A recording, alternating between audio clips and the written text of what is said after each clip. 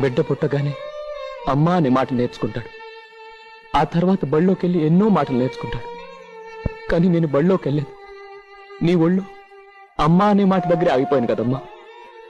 ఆ 2 అక్షరాలు తప్ప 3వ అక్షరం కూడా నేర్చుకోలేదు కదమ్మా.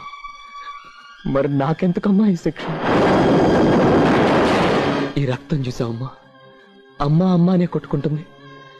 నన్ను ముక్కలు ముక్కలుగా నరికినా కూడా నా చివరి రక్తపొట్టు అమ్మా అని అంటుందమ్మా.